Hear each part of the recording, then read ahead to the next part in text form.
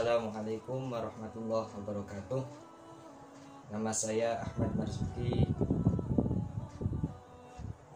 berasal dari jurusan Ilmu Al-Quran dan Tafsir YIN Syekh Nurjati Cirebon.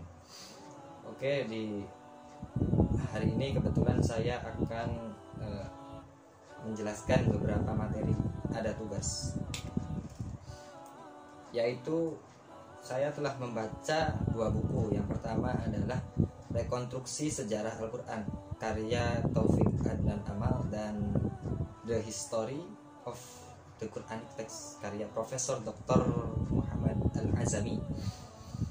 Oke, langsung saja saya akan membawakan tema tema sejarah Al-Quran, tema sejarah Al-Quran sampai pewahyuan. Al-Quran adalah kitab suci yang diturunkan Allah Subhanahu wa Ta'ala melalui malaikat Jibril secara berangsur-angsur kepada Rasulullah SAW. Oke, sebelumnya kita akan menceritakan tentang Arab, sejarah Arab sebelum Islamnya. Arab itu letaknya dekat persimpangan ketiga benua.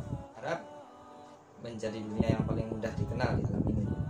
Dibatasi oleh Laut Merah ke sebelah barat, ada Teluk Persia di sebelah timur ya, terus Lautan India di sebelah selatan. Kemudian sebelah utaranya ada Suriah dan Mesopotamia. Dahulu merupakan tanah yang gersang tumbuh-tumbuhan di pegunungan Sarawak yang melintasi garis pantai sebelah barat. Semenanjung Arab dihuni sejak hari-hari pertama dalam catatan sejarah. Sebenarnya penduduk Persia telah membangun negara perkotaan atau city state sebelum abad ketiga ya, sebelum Masehi. Para ilmuwan itu menganggap wilayah tersebut sebagai tempat kelahiran suku bangsa Semit, meski sebenarnya tak ada kata mufakat di antara mereka. Istilah Semit yaitu mencakup Babilonia, pendapat von Kremer, Guide dan Hommel. Semenanjung Arab, Afrika dan lain-lain.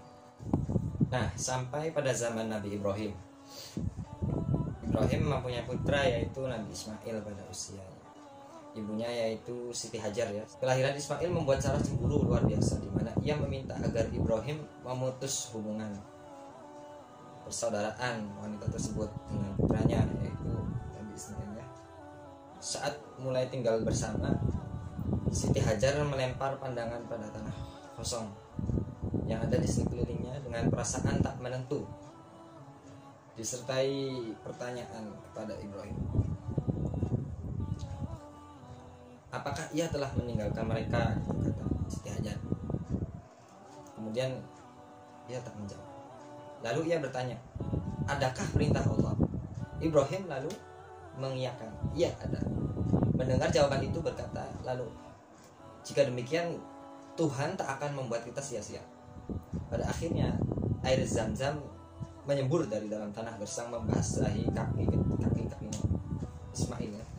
Mata air yang membuat tempat sebagai pemukiman dihuni pertama kali oleh kabilah Jurhum ya. Beberapa tahun kemudian saat mengunjungi putranya, memberitahu tentang sebuah pandangan pemikiran. Nah, Nabi Ibrahim dan Nabi Ismail menerima perintah ketuhanan guna membangun tempat suci pertama di muka bumi, yaitu Ka'bah ya. Firman-Nya yaitu Inna awwala baiti wudi'a lin-nas kata mubaraka wa hudal lil alamin. Sesungguhnya rumah yang mula-mula dibangun untuk tempat beribadah manusia ialah Baitullah yang di Mekah, yang diberkahi dan menjadi petunjuk bagi semua manusia. Setelah Nabi Ibrahim menyelesaikan bangunannya, Nabi Ibrahim berdoa, Rabbana inni askantu min dzurriyyati biwadin ghairi dzi zar'in 'inda baitikal muharram. Rabbana liyuqimus sholata faj'al af'idatan minan nasi tahwi ilaihim warzuqhum minas samarati la'allahum yashkurun.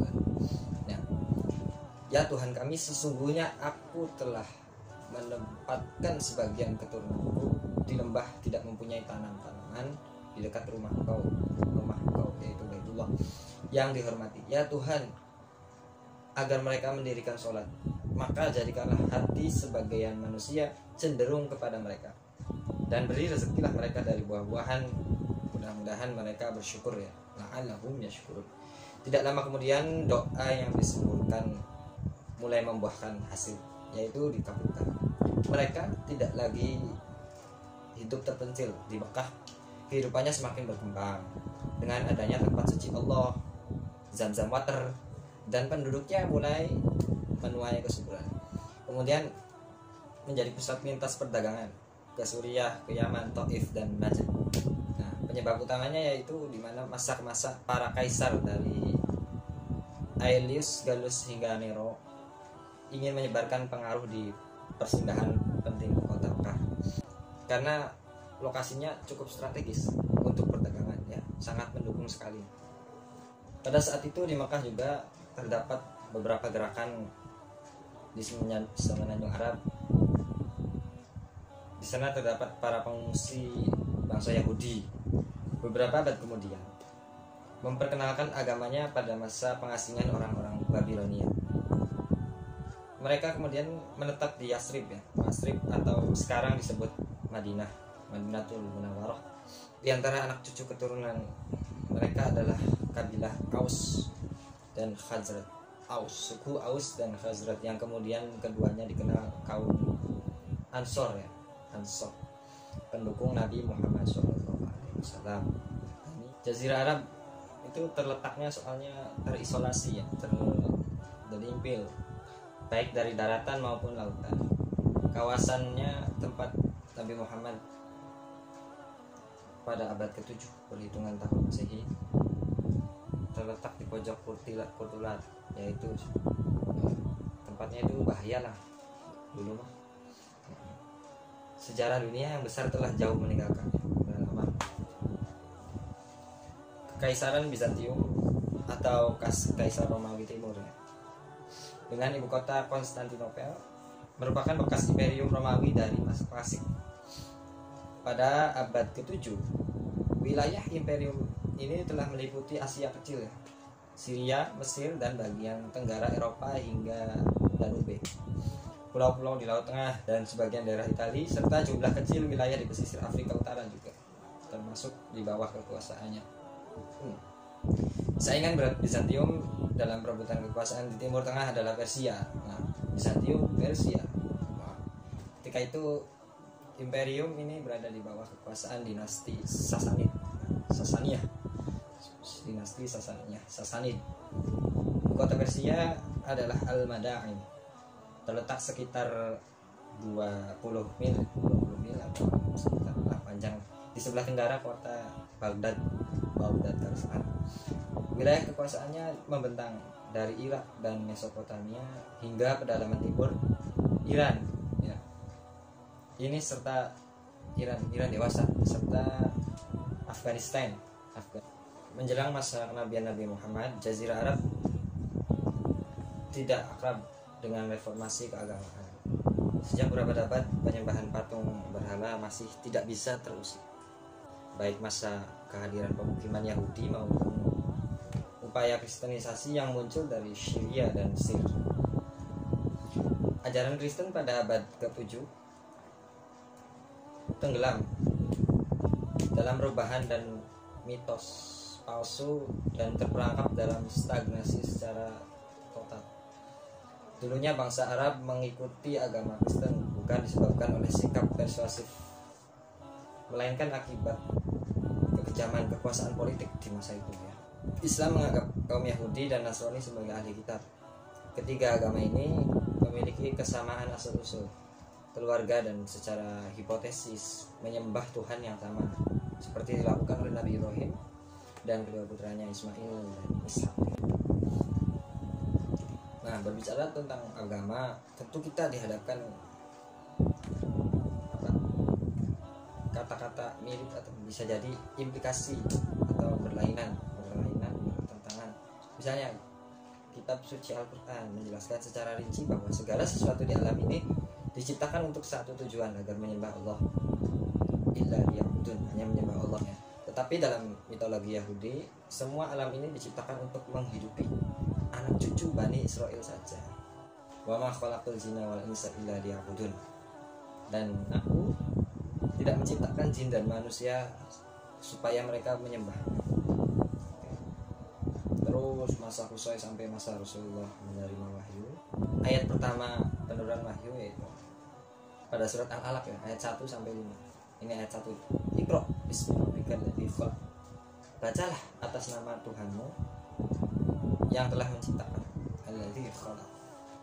Tidak ada bukti bahwa Nabi Muhammad pernah belajar menulis, ya, tidak ada.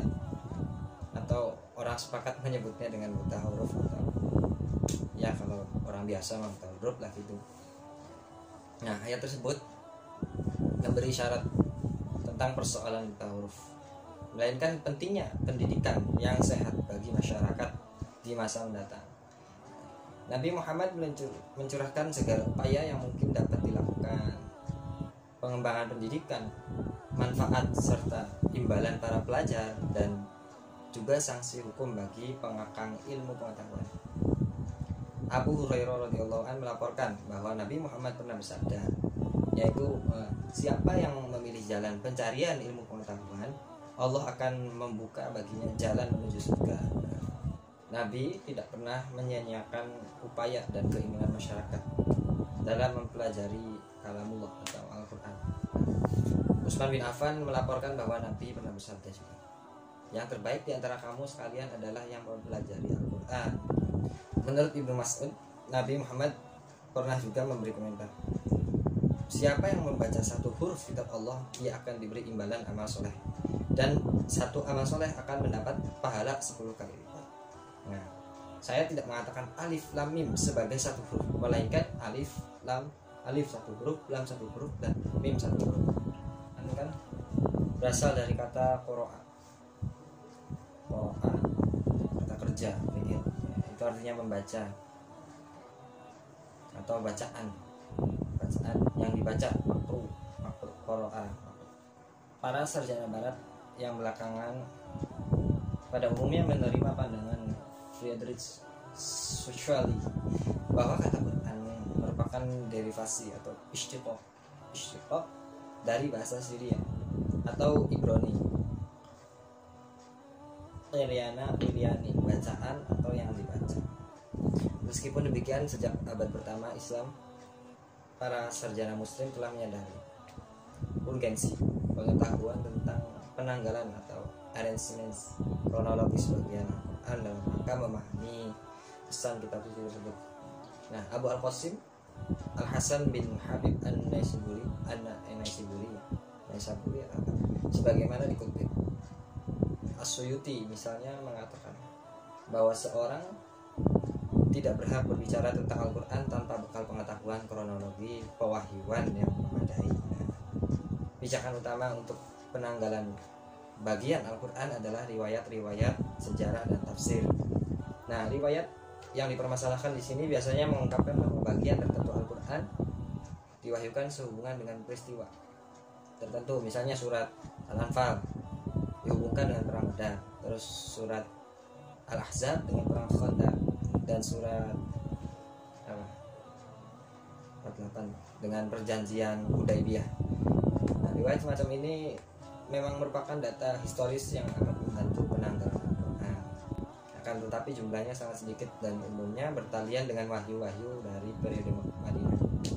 Sementara riwayat lain yang bertalian dengan wahyu periode Makkah, selain jumlahnya tidak banyak, secara historis data tersebut juga sangat meragukan dan umumnya dikaitkan dengan peristiwa-peristiwa yang tidak begitu penting serta tidak diketahui secara pasti kapan terjadinya. Mungkin segitu aja sedikit resume atau review materi tentang dari dua buku itu. Masih banyak kekurangan karena memang baru mungkin ya sekian saja. Mohon maaf sekali lagi mohon maaf, banyak kesalahan. Mohon di subscribe, di like, di komentar lah biar tahu mana yang harus dibenarkan, mana yang harus dibenarkan lagi. Oke, terima kasih. Sekian, wassalamualaikum.